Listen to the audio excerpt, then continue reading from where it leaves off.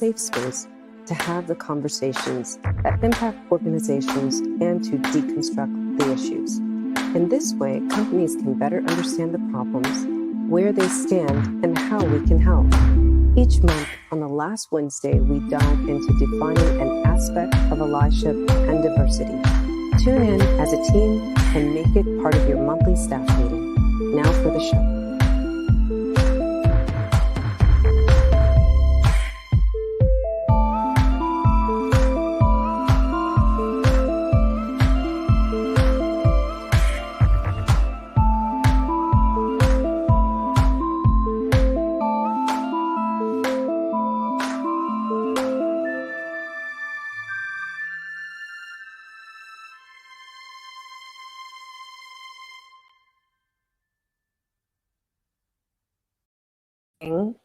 And tonight, on our second episode of Unlearning Labels, we actually have a guest. So, hello, Peter. Hello, Mira. Hello. How are you? Hello. Today, our guest is Dorothy Dalton, and we met her in a clubhouse room, the clubhouse room that we keep every Thursday evening. She is heavily involved in HR and tech, and particularly in potential changes to HR and the workplace processes and practices, including remote working and post COVID-19 challenges.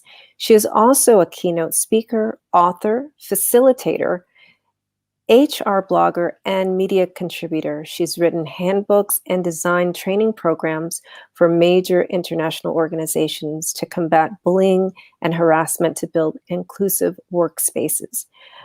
She supports major international organizations that seek to achieve gender balance, diversity, and inclusion.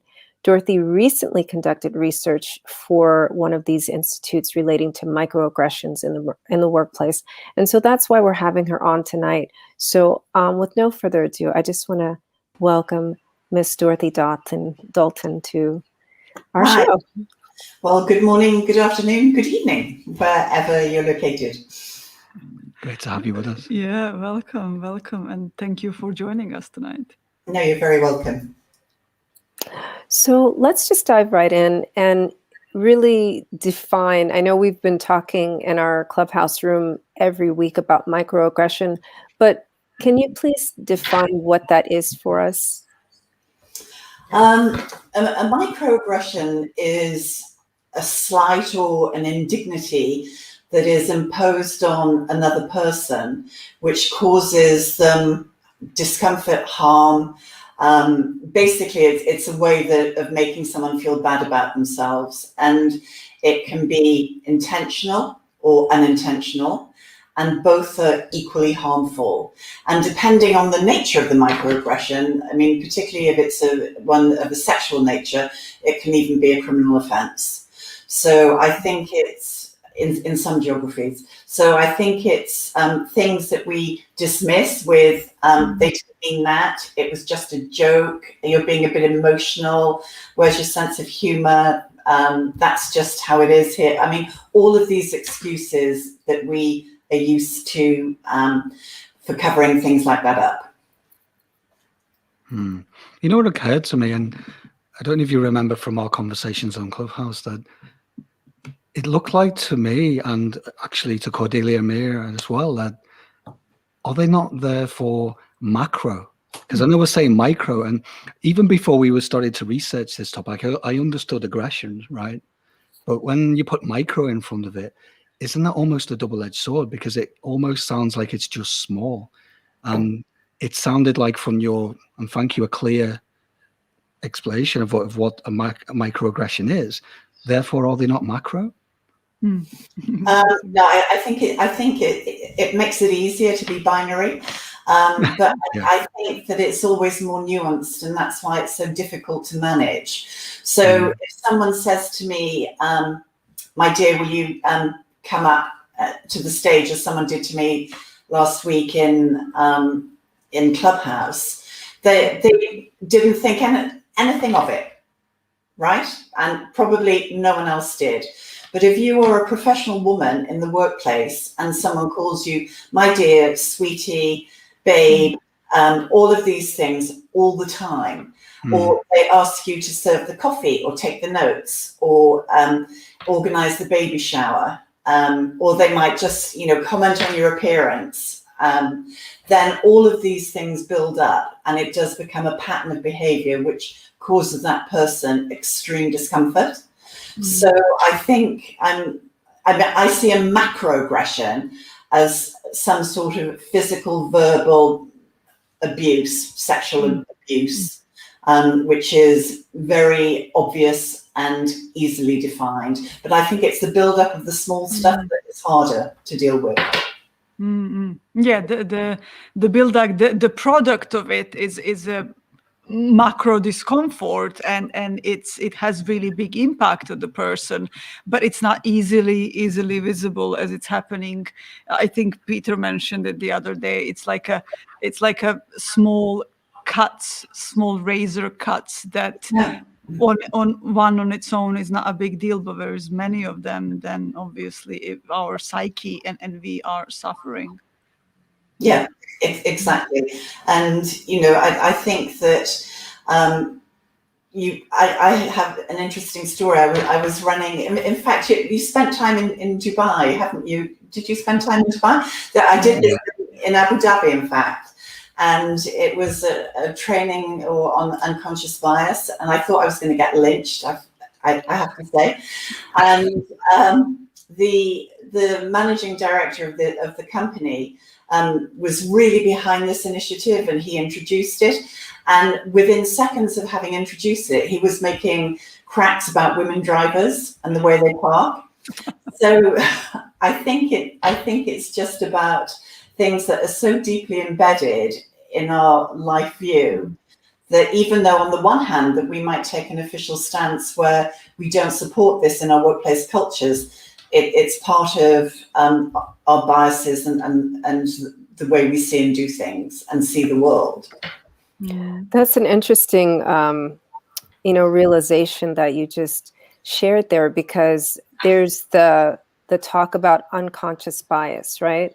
So if it's just something that's ingrained in someone, they may be aware of it, but like, how do you, on the corporate cultural level, overcome that?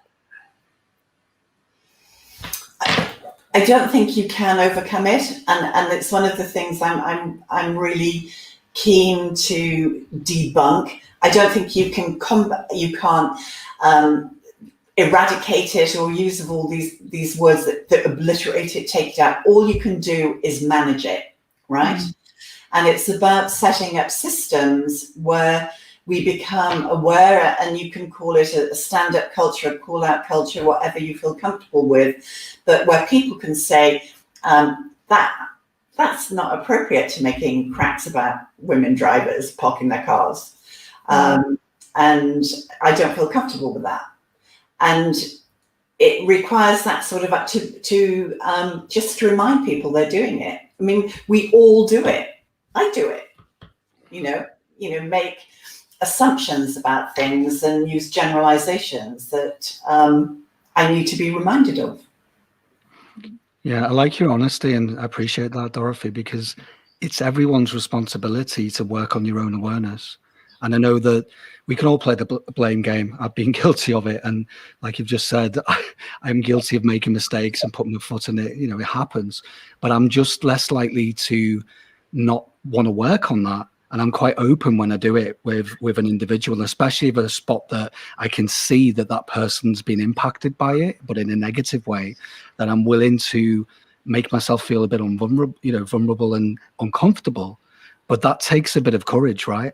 So for people watching and listening, what can you do? What steps can you do if you're feeling uncomfortable because there are people around you that are, making sexist remarks or those horrible jokes where they're just cringeworthy, but there seems to be a culture where people know that it's wrong, but everyone just ignores it. It is difficult, and it does require courage. I think you've got three options, probably. I mean, the first one is to call it out as it happens, but always in a way of I don't like you, don't make sexist remarks about Susan because it upsets her.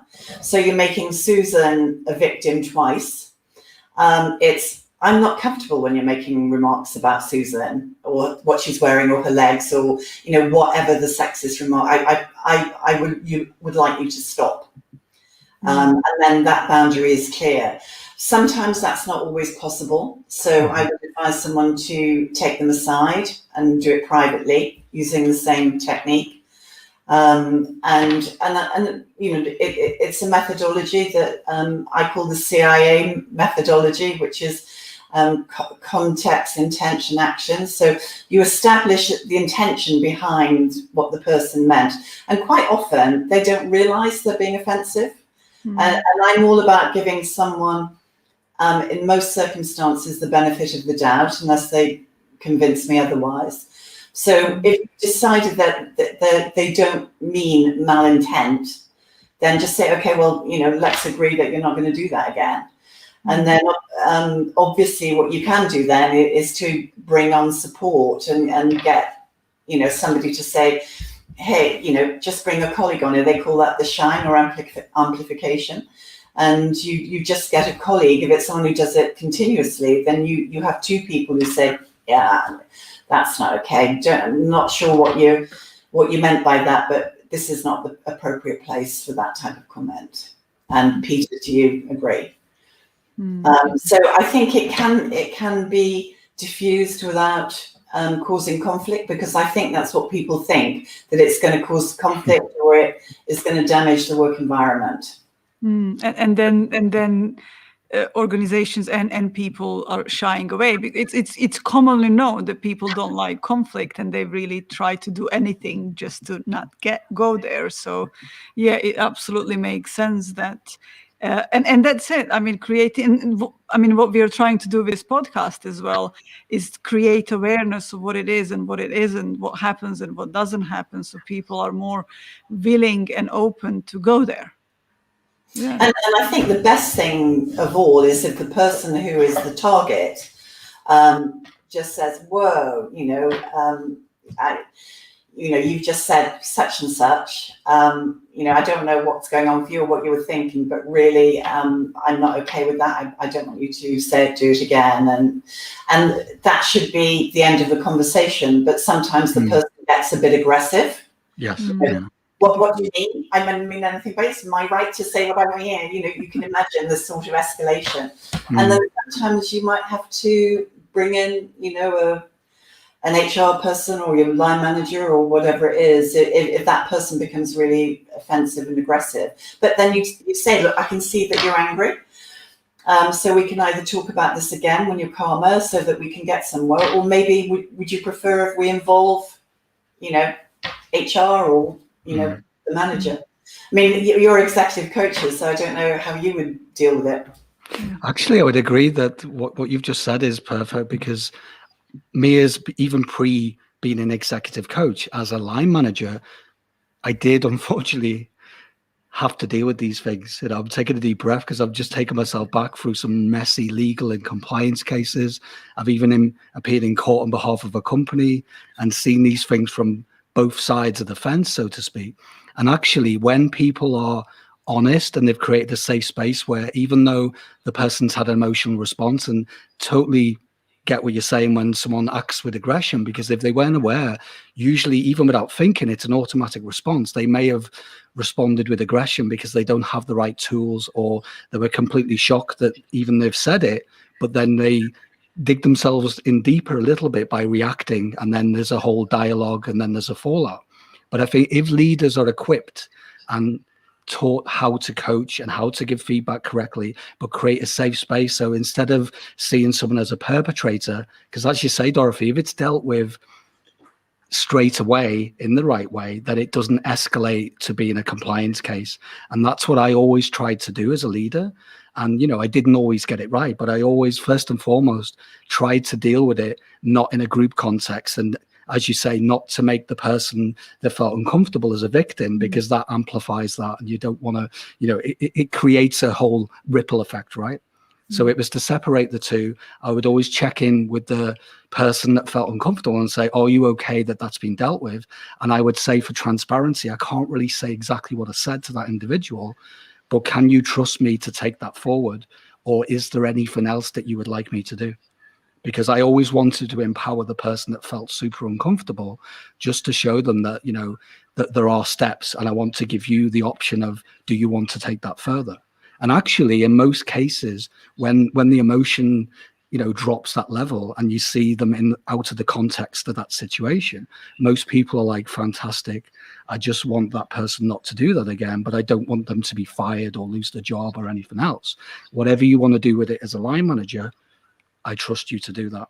But what I saw quite often is when I got involved in stuff that escalated, it wasn't me that started that. I was involved at a later stage.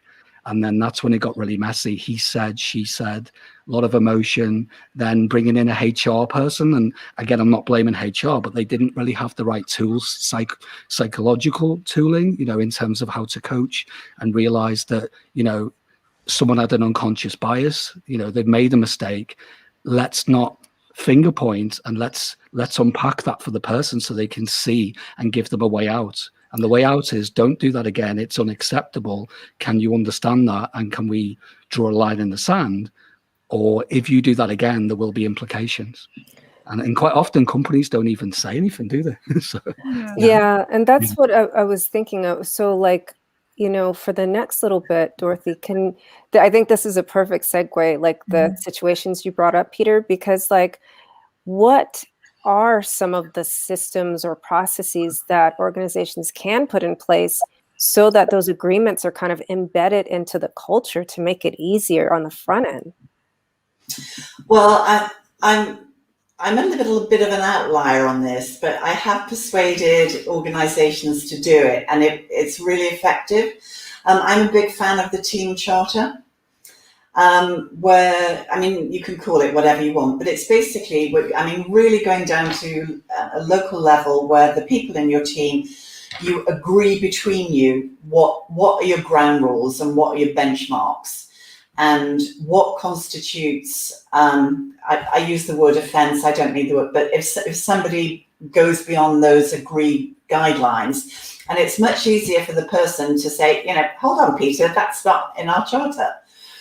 And I find that that sort of low-key way of dealing with things, I mean, I've dealt with organizations that have handbooks on harassment, that thick, right?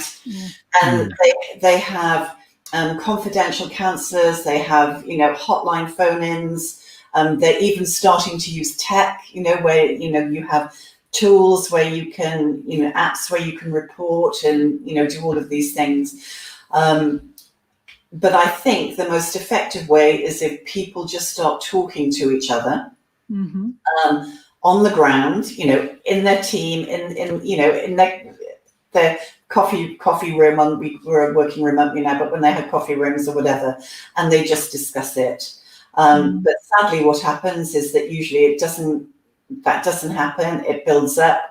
It becomes an issue. Someone escalates it through the protocols, and then there's an investigation, and people take, you know, records and, you know, medical certificates. I mean, you know what I'm talking about. It just becomes this massive thing. And they say that, you know, someone has to have a serious bullying offence 6 times before they report it. So people are absorbing all of this stress. So it's about cultural transformation and creating an openness to speak up. Yeah, it's really that humanity, isn't it? I mean, I think we've lost it a lot in the world today, especially because it all became like impersonal in a way, and we don't talk to each other. We don't have strong friendships and relationships within people, and stay. To get to know each other, so that we are safe to talk about things. I mean, I'm just thinking back of family, and, you know, my mother, father, my brother, we would argue. Like, I would argue with my brother, and we would fight when we were kids, but it didn't, we could talk through it and then get on the other side. I know it's not the same. They're not such strong bonds, but I think humans can have good bonds when they understand each other and they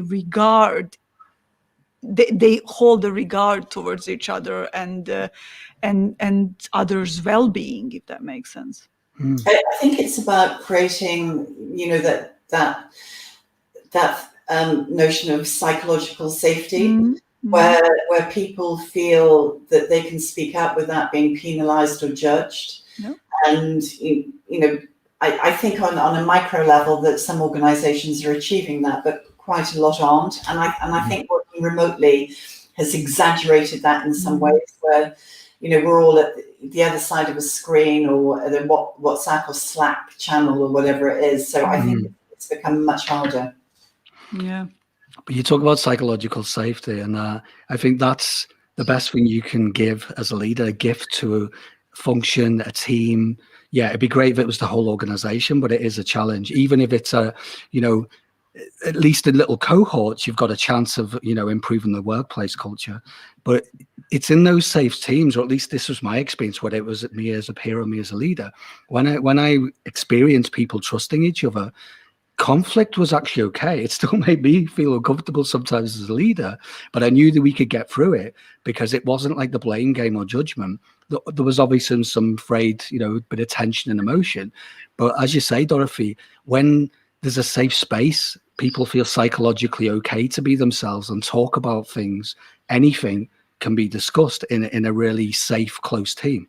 Because high performance, that's what it looks like, right? A team, behind the scenes, it's a mess, but they still produce the goods when they feel safe. There has to be leadership commitment. I mean, that these things don't happen in a vacuum. There has to be a leadership commitment to this is the way we want our organization to be. And this is what we're going to do to change that, to make everyone. So it does have to come from the top down, because what happens if you get, and I'm sure you've seen this, if you get organizations that are bottom up, changes bottom up, then the leadership is weakened and basically is rendered, I won't say they're rendered powerless, but they're seriously weakened if they're out of touch with their employees. Yeah, that's another issue then. Yeah. Yeah.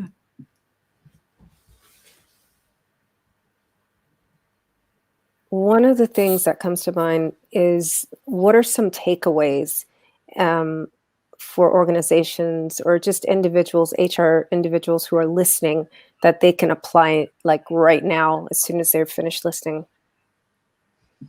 Well, I think the first thing everybody has to do is shine a light on themselves. I was reading something on blind spots yesterday, and I saw this amazing statistic that 1 in 661 people only 1 in 661 thinks they are more biased than their peers. So we all think that we're not biased, right? But everyone else is. So I think honestly that the most important thing anybody can do is to start a journey of self-awareness. And I think that once we start to do that in large numbers, things will change. And the other thing to do is to make space, make space for new people, new ideas, start doing things that you might not normally do. I don't know, like watch, if you're a white guy, watch something on Black Lives Matter or feminism, or, if you're a woman, watch something on, on some other minority issue or something that pushes you out of your comfort zone. And I think if we all started doing that, then it would change the thinking of big groups. And then because I think one person was not going to go in and change an organization. You've got to start gradually. Yeah, it absolutely makes sense, because what we need to do is really widen our perspective and see the world through the eyes of different people. I mean, I guess for us, that's kind of common sense, because we lived in so many different countries and worked with in so many different organizations, that we had to adapt and change and adapt different perspective. And it was, I think that was the best thing that ever happened to me in life. But I don't think many people have this opportunity, and it's not something that has been a value in our society for a really long time. It's starting to be, but I think we could do much better when it comes to that, isn't it? I've lived and worked internationally and travelled and met all sorts of people, but I still have biases. And there are times when I'm called out on them, or there are times when I can feel like a pulse rise, and then I think, why did that happen? And it will be some deep-seated bias that I have. It might be, the way someone speaks. I mean, something as simple as that. You know what's interesting, though? I was thinking about it the other day. You know how we attach certain meaning for a certain name. So, like, for example, kid you didn't like in the school or was bullying you had, I don't know, his name was Jack or John. And so every Jack and John later on in your life, the first idea that when you hear that name is that feeling that comes up, and then you attach it to the name. And that's just really so simple. But I remember, I think Peter was asking me the other day, what did I think about refugees for a long time? And I was a refugee, and I had the idea and belief about myself, who I am as a refugee, that held me back in life a lot in the past. But I was then labeling that same thing to the groups of people in a same situation. And I was putting that on them until I figured out that I was actually doing it. It was really uncomfortable. It was really, am I a bad person for doing it? Until I realized that I didn't know. And what I can do now is just stop doing that. Or become aware of when you are doing it and modify your behavior. I mean, I think no matter how broadly we've been raised, or all of our experience and exposure, there will be something in every single one of us that will just like trigger something. And it's knowing what that is, and it would be even better to, like you did, to know why, and that gives you a better understanding. And I think we can work on that. It's a lifelong exploration of curiosity, right? The more that I wouldn't say work on it, because that makes it sound like it's an uphill struggle. If we just get curious and listen to other people, and again, if we want to get aware about, things that we don't understand, it's about keeping your ears and eyes open. So when you interact with another human being that you're not comfortable with, for me, it's a call to action. It's like, okay, what is that? Is there a truth in why I'm being uncomfortable? Is it just because I just don't know? I don't have that awareness yet. And then opening your ears and eyes gifts you with new information and insights. Yeah, exactly. And to your question, Cordelia, I wish that I could say, go to your office and write this new handbook, or change the world, or whatever it is you can. But I think it's all about baby steps, and you're not going to change the world to write the handbook until you've actually had that individual transformation. Yeah, I mean, overwhelmingly, just listening to all three of you, I'm really hearing that there is an opportunity here. I know many companies globally are incorporating mindfulness practices, and maybe this is the safe space. While you're being mindful, be aware, of your, what's setting you off, what your triggers are, and the way you're communicating, and just bringing awareness to how you show up in your team. And, is there someone that you're not listening to? I know it sounds like unrelated, but it's completely related, apparently, right? Because that's what makes us all more human, is being mindful of how we're behaving, and whether or not we're actually listening to our our bodies and our thoughts. Mm. So I guess, I wrote a little synopsis of some of your key takeaways. Self-awareness is key. Make space for new people and ideas, and push yourself out. Yeah, Allow you absolutely. to see the world through others' eyes. And so would you like to close us out, Dorothy, with any like one final golden nugget?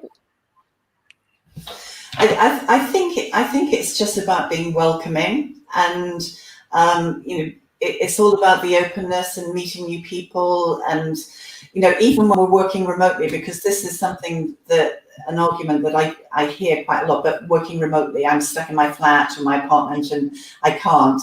But I think that this is one of the benefits of the times we're living in. I mean, personally, I think if I would have shot myself if it hadn't been for Wi-Fi and technology.